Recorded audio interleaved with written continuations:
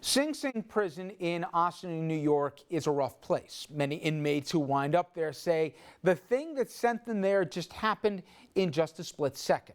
It can be a hopeless place, but many of those inmates actually find ways to find hope. In a few minutes, we're going to tell you about a program called Hudson Link, and it gives them that hope, and also, for those who finish it, a college education. But first, let me bring in Dominic, who's really gotten attached to this program and the men that are a part of it.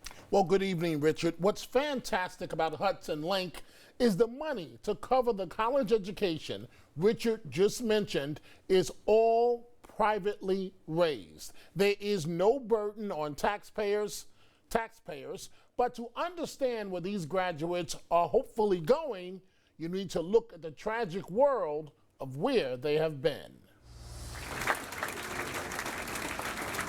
To understand the academic success of the Hudson Link program, you may now change your tassel. One must first look at the personal failure, but lives are turning around.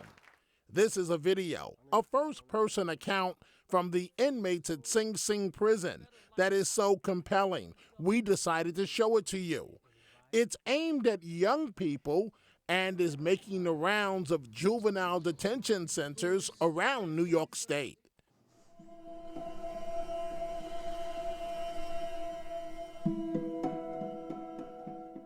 My name is Lawrence Bartley. I came to prison when I was 17 years old. My name is Julian Castillo. I'm in prison because I killed 2 people, been incarcerated 19 years, 7 months. My name is LaRon Rogers. I shot my friend 6 times because I was angry. I know how it feels to have destroyed a family. I know how it feels to have eliminated a name.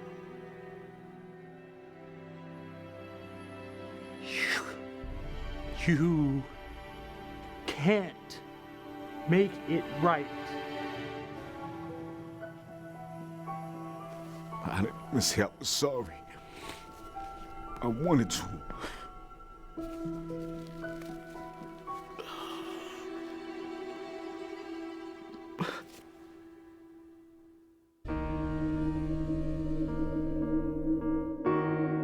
There's just so many issues why people come to prison, but one of the bigger issues is gun violence, and we see it every day.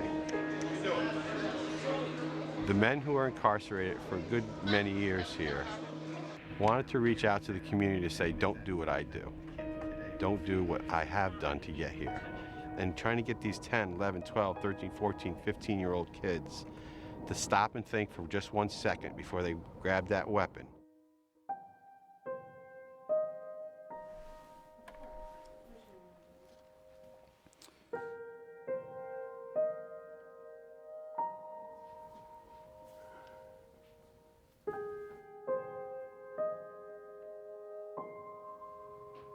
My name is Tyrone Abraham.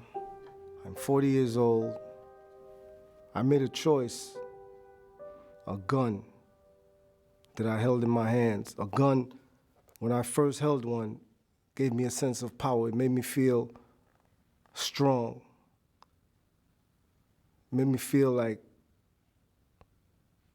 I was invincible. You could be the bad thing that happens to somebody. Think about that, right? There could be a family, there's a child, and a father, and there's a mother, and there's a family. They come here from Africa to build a better life, and they say to themselves, if I'm careful, then I can reach this good thing as long as nothing bad happens. And then I happened to him. You want to be the bad? You want to be the bad?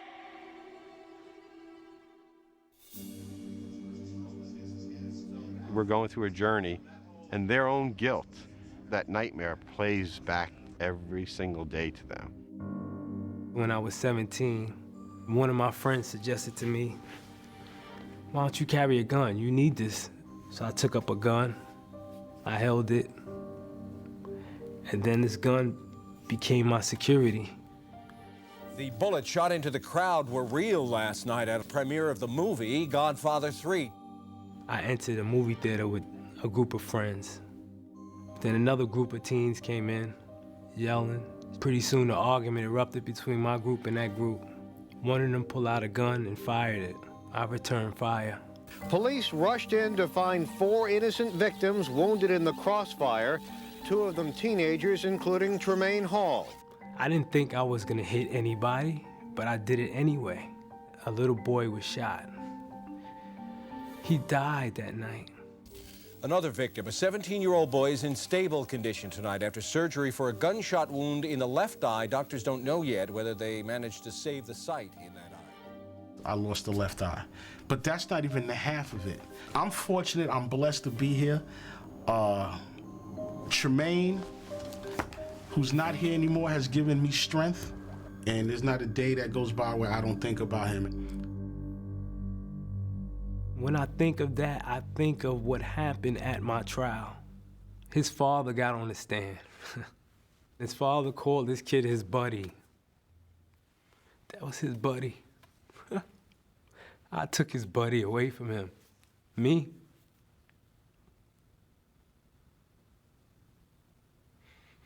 How does that sit with me? These guys are committed to really making an impact on somebody's life, realizing that they can't change the past, and it's about the possibility of changing the future.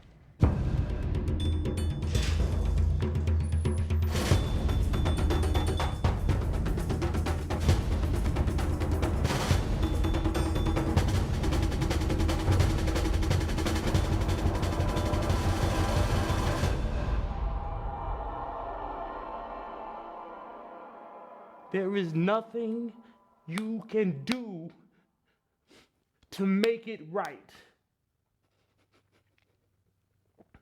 And it's that fast, and it's over, and it's done, and you don't even know what you did. And by the time you understand, it is too late. Obviously a very dramatic video there, Richard, that you could see firsthand where these men are explaining, not justifying, but explaining how they've found themselves in the situations that they're in. And it's amazing for people that aren't familiar with Hudson Link. When you look at the environment that you're in there, which, and you know, when you go through those doors, when the gates open and they close behind you, you could be in 1930s. I mean, nothing's really changed in there, except you know you're going home at the end of the night when you go there for a graduation or a shoot or whatever else. They're obviously staying in there. And for what these guys that can get through and to find some piece of humanity and hopefully redemption, because they're going to get out. You know, 90-some-odd% of these guys get out here, and it's amazing the returns that have come as a result here. Almost zero recidivism. Indeed, Richard. The place, Sing Sing and maximum security prisons like that are no joke. Okay, everyone, when we come back, 24 inmates at Sing Sing now have a new lease on life as well as a college education. And it's all thanks to a group, as Dominic mentioned, called Hudson Link. And Dominic went to that graduation this week. We're going to show you some special highlights.